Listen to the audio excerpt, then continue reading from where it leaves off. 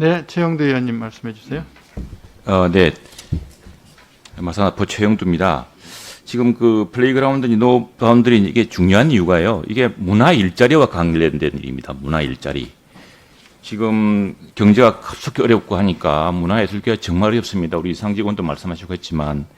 근데 이렇게 어려울 때는 공정이라는 게 참 중요합니다. 특히 이게 정부가 제공하는 보조금 사업으로 해서 할 수 있는 일이고, 더 유념해야 될 것은 이게 한겨레 신문에서 났다는 기사입니다. 이게 폭로가.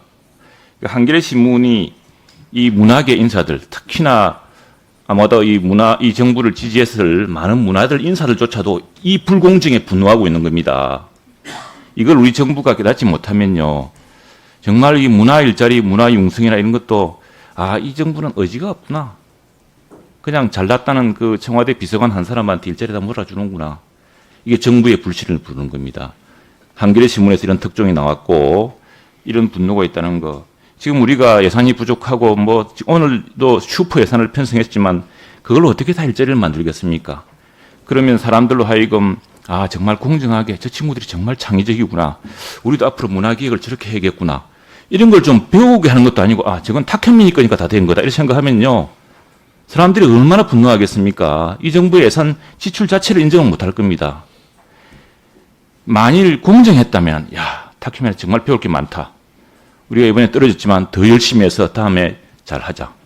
무슨 수주 절차도 없고 공공 입찰도 하지 않고 또 저희들이 제 의원실에서 자료 요청을 했더니 아무도 그 입찰 경위에 대해서 자료를 주는 데도 없습니다. 세상에 이런 정부가 어디 있습니까?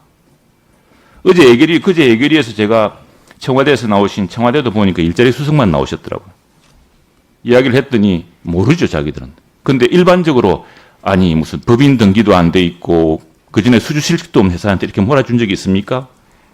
상식적으로 안 된다고 이야기하죠. 그래서 제가 그랬어요. 청와대가 명예회복을 하기 위해서도 고발해라 그랬어요. 왜냐하면 첫 번째 한겨레 신문에 보도가 나왔을 때 고발하겠다 그랬거든요. 고발 좀 하라 그랬습니다. 청와대가 억울함을 풀어라. 고발을 해서 철저히 수사를 해서 이게 정말 한겨레 신문이 잘못된 건지 문화계 인사들이 문화계 그 기획사들이 이 정말 정부의 그 수주를 바라는 사람들이 실력도 부족하면서 괜히 시심해서 그런 것인지 좀 철저히 밝혀서 이런 불공정에 대한 의심을 없애라. 청와대도 누명을 벗으라. 이렇게 했는데 아직도 아무런 조치를 하지 않고 있습니다. 그렇다면은 이번에는 정부가 감사원 감사를 청구해서 이게 우리 정부가 굉장히 공정하게 일을 하는데 너무 터무니없는 의구심이 있고 이런 시샘이 있으니 이걸 바로잡아 주라. 그래서 감사원 감사를 자청하십시오. 그래야지만이 지금 이 참 문화 융성과 문화 창달을 위해서는 우리 문화인 예술인들이 이렇게 믿었던 문재인 정부가 우리를 배신하는구나.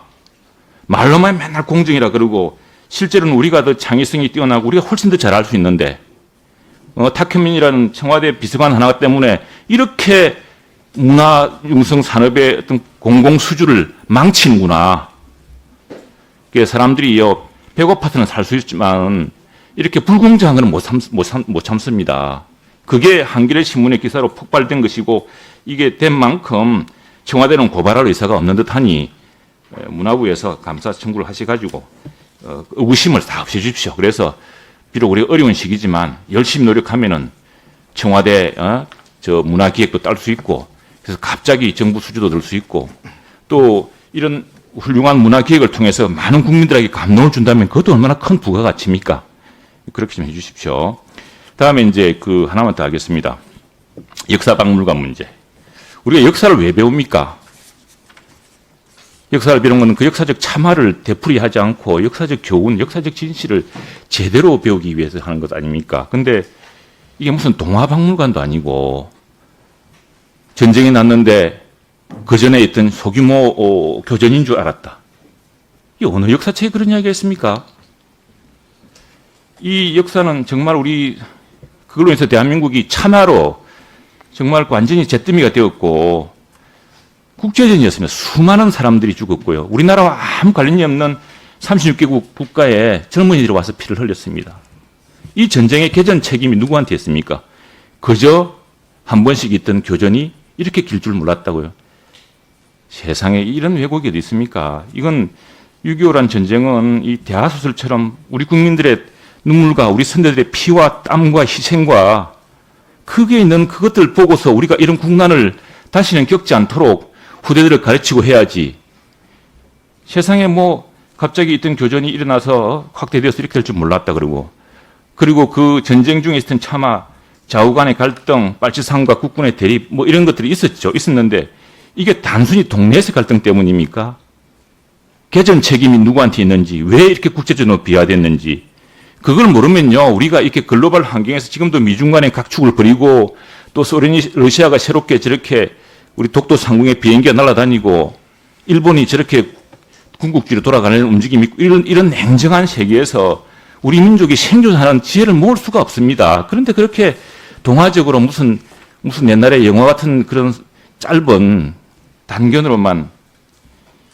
예, 근데 저는 이 역사박물관에 이번에 전시했던 그 무개념에, 그리고 아주 정말 얼토당토하는 동화 같은 그런 식의 전개 대신에 제가 동화도요, 굉장히 정교하게 그때 국민의 짧은 교훈이 있는 겁니다. 그런데 그 엄청난 역사적, 우리 참화를 그렇게 간단하게 묘사할 수는 없는 거거든요. 그 역사가 왜 국제적으로 문제가 됐는지, 심지어 우리 역사, 저도 이제 81년에 대학을 입학한 이른바 386이고 해방전후사의 세대입니다만, 제가 워싱턴 특파원도 하고 미국 비밀 기록도 보고 또 브루스 커밍스도 몇 번 만나보니까 이게 진실이 훨씬 복잡합니다. 그 브루스 커밍스도 이렇게 알겠어요. 브루스 커밍스가 수정주의 학자 아닙니까? 이 사람도 처음에는 이게 뭐 내진의 성격이었다고 이야기했던 사람인데, 나중에 소련이 망하고 나서 이 비밀 문서가 해제된 걸 보니까 스탈린이 이렇게 전쟁에 깊이 개입한 걸 몰랐다. 그리고 김일성이 그렇게 이 전쟁을 일으키자고 강하게 스탈린에게 주장하는 걸 몰랐다라고 이야기했습니다. 아무튼 이 역사에 대해서 우리 역사를 제대로 배우려고 하면은 개전 책임 문제, 왜 전쟁이 일어나는지, 그리고 또 날로 이렇게 좀 급변하는 국제적 환경에서 우리 대한민국 국민들이 어떻게 슬기롭게 이런 상황에서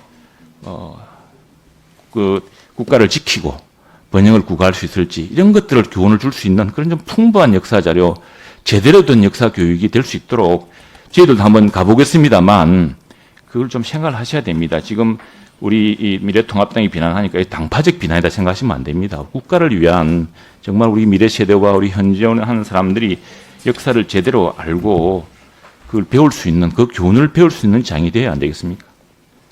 이상입니다. 네. 그다음에 박정희